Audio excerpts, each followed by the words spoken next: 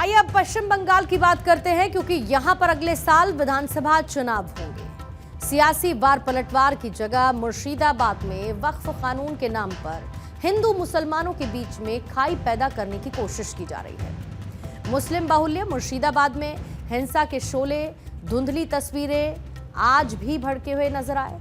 मुर्शिदाबाद में जुमे के दिन जो हिंसा भड़की, उसके निशान आज भी ताजा है। पत्थर हो, आगजनी हो, तनाव की तपिश हो, वो अब भी बरकरार है।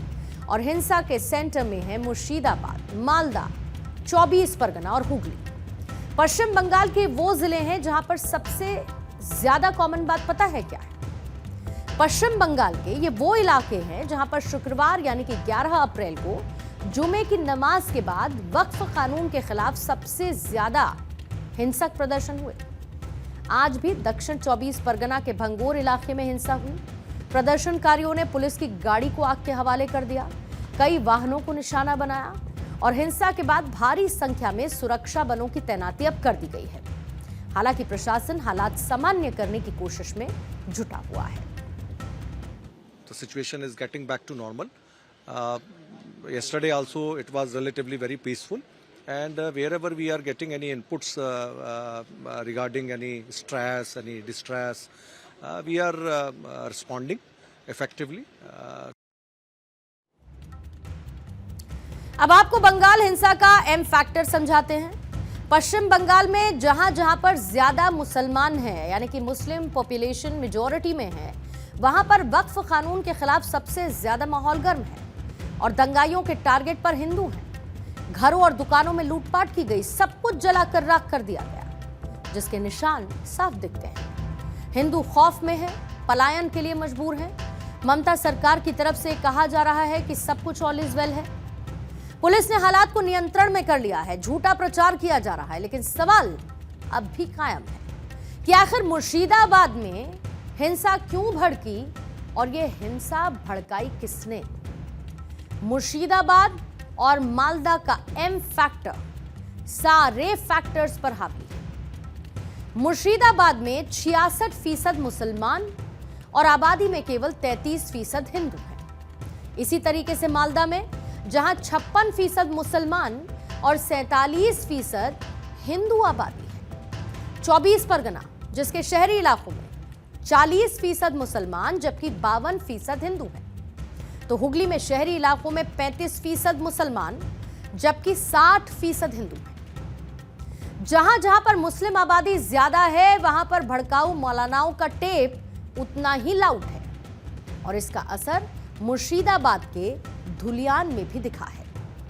मुर्शिदाबाद में खासकर दंगाइयों को जरा सा भी खौफ नहीं, क्योंकि उनको यह पता है कि सरकार उनके वोट पर टिकी है। इसके साथ ही जहां जहां पर हिंसा हुई, उन मुस्लिम इलाकों में कैलेंडर की तारीख फिक्स हो चुकी है, शेड्यूल बांट दिए गए हैं। नई तारीख बकरीद की मिली है। खतरा यह है कि 7 जून को बकरीद तक क्या ऐसे ही टेंशन और तनाव बढ़ाकर रखा जाएगा। वक्फ कानून में संशोधन को तत्काल वापस लेने की मांग करते हुए ममता सरकार के मंत्री सिद्दीकुल्ला चौधरी ने कोलकाता में बड़े पैमाने पर ट्रैफिक जाम करने की धमकी दे दी है। सिद्दीकुल्ला चौधरी ने धमकी दी कि वो 5 लाख मुसलमानों को कोलकाता की सड़कों पर उतार देंगे।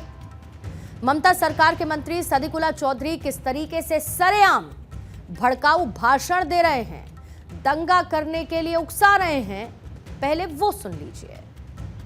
मुख्यमंत्री ऑफिस থেকে ফোন এসেছিল করে এইসব সমাবেশ থেকে তিনিও সন্তুষ্ট বলে করব বলে প্রথমে জেলাকে একটু টাইট করি, তারপরে কলকাতার 50টি জায়গায় 10,000 হলে কত লাগবে? বাস এরা আসবে কলকাতায় বসে চিড়ে গুড় পানি বাতাসা মুড়ি খাবে। আর सिद्दीकुल्ला चौधरी के इस बयान का ये वीडियो बीजेपी नेता अमित मालवीय ने अपने सोशल मीडिया हैंडल एक्स पर साझा किया। सिद्दीकुल्ला चौधरी ममता सरकार में मंत्री के साथ साथ पश्चिम बंगाल में जमीयत उलेमाए हिंद के स्टेट चीफ हैं। दिल्ली में जमीयत उलेमाए हिंद की बैठक में वक्फ बिल के खिलाफ मुकदमेबाजी का पैंतरा सोचा गया। अब आप सोचिए ऐसा कब और क्यों होता है? ऐसा तब होता है जब स्टेट की मशीनरी सिस्टम आंखें मूंद ले। पश्चिम बंगाल में ममता बनर्जी के इस तुष्टीकरण से मुर्शिदाबाद के हिंदुओं में डर का माहौल है। वक्फ बिल के विरोध में इंडियन सेक्युलर फ्रंट ने आज सियालदह में मार्च निकाला। धमकी ये दी कि पश्चिम बंगाल ही नहीं, पूरे हिंदुस्तान में वक्फ बिल को लागू नहीं होने देंगे। रूलिंग पार्टी बोल रहे हैं वो एक्ट यहाँ लागू होने नहीं देंगे, लेकिन हम भी तो चाहते हैं लागू ना हो, बंगाल ही नहीं पूरा हिंदुस्तान में लागू ना हो, इसीलिए हम लोग प्रोटेस्ट में उतरे हैं और यहाँ का स्टेट का फोर्स देके हम लोग के ऊपर अटैक किए हैं। देखिए बात क्या है, हम रैली करेंगे, पुलिस परमिशन देगा हमको? सही बात है, हम हमारा डेमोक्रेटिक राइट है हमारा रैली करना। हाँ, हम पुलिस को बोला है हम रैली कर रहे हैं, पुलिस को हमने इंटीमेशन दे दिया।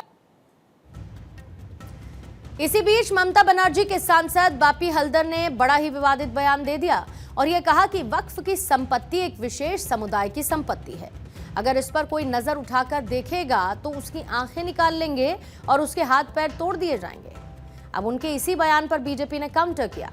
केंद्रीय मंत्री और पश्चिम बंगाल बीजेपी के अध्यक्ष सुकांत मजूमदार ने मुर्शिदाबाद में प्रदर्शनकारियों को कट्टरपंथी कह दिया और दावा यह किया कि ये प्रदर्शनकारी हिंदुओं के अस्तित्व को मिटाने की कोशिश कर रहे हैं। वहीं पश्चिम बंगाल विधानसभा में नेता प्रतिपक्ष और बीजेपी के विधायक शुभेंदु अधिकारी ने मुर्शिदाबाद के हिंदुओं की मदद के लिए अपील की है और शुभेंदु अधिकारी ने चुनाव आयोग से कहा कि वैसे इलाकों में राष्ट्रपति शासन लगाया जाना चाहिए और चुनाव करवाने के लिए सेना को डिप्लॉय कर देना चाहिए। शुभेंदु ने दावा किया है कि मुर्शिदाबाद हिंसा में पीएफआई और सिमी का भी कनेक्शन है। स्थिति ऐसा नहीं है कि केंद्रीय बाहिनी को यहाँ से हटाया जाए, तो मैं स्टेट गवर्नमेंट को माननीय मुख्यमंत्री जी को अनुरोध करूंगा कि आप इनिशिएटिव लीजिए, आप केंद्र से बोलिए कि आप केंद्रीय बाहिनी यहाँ पे सीआरपीएफ तैनाती हो और सीआरपीएफ जब तक परिस्थिति स्वाभाविक ना हो तब तक पूरी ओज केंद्रीय बाहिनी यहाँ पे रहे।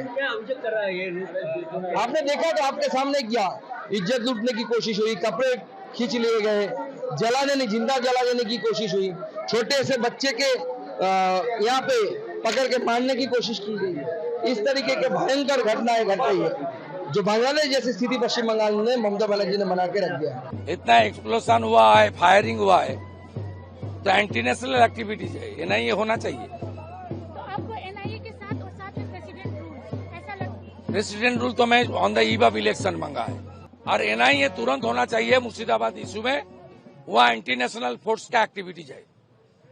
पहले एनआईए हुआ मोमिनपुर, इकबालपुर में, रिसड़ा में, डालखोला में, शिवपुर में, सब एक्सट्रीमिस्ट को अंदर किया एनआईए। यह अंसारुल बांग्ला पीएफआई सिमी का काम है। वहीं पश्चिम बंगाल में हिंसा का मामला आज सुप्रीम कोर्ट पहुंच गया है। वक्फ कानून के विरोध में हिंसा को लेकर सुप्रीम कोर्ट में याचिका दाखिल की गई है। हिंसा की जांच को लेकर एसआईटी गठित किए जाने की मांग की गई है।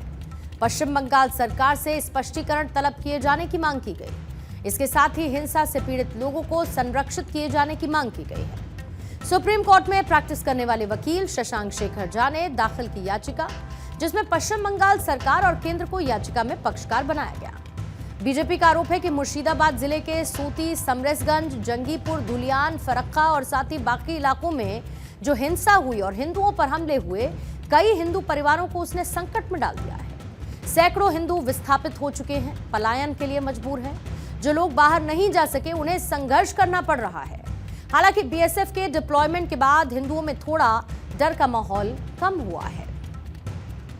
इसलिए स्थायी परमानेंट टू बीएसएफ कैंप यहाँ होना चाहिए एकदम, तभी आदमी यहाँ से शांति से रह पाएगा एकदम। फौज नहीं आए थे तो यहाँ हर कोई डर के मारे, संशय के मारे अपने घर से निकल नहीं पा रहे थे।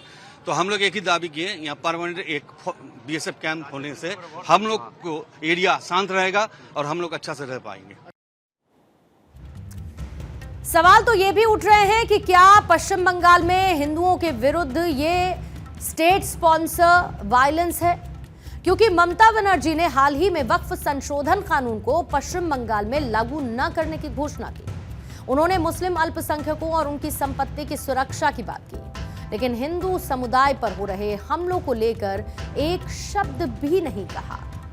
क्या एक मुख्यमंत्री जो संविधान के आदेशों को ठुकरा दे, सुप्रीम कोर्ट के दिशा निर्देशों को चुनौती दे और एक विशेष मजहब के वोट बैंक को खुश करने के लिए पूरे राज्य को आंख में झोंक दे। क्या ये सही है?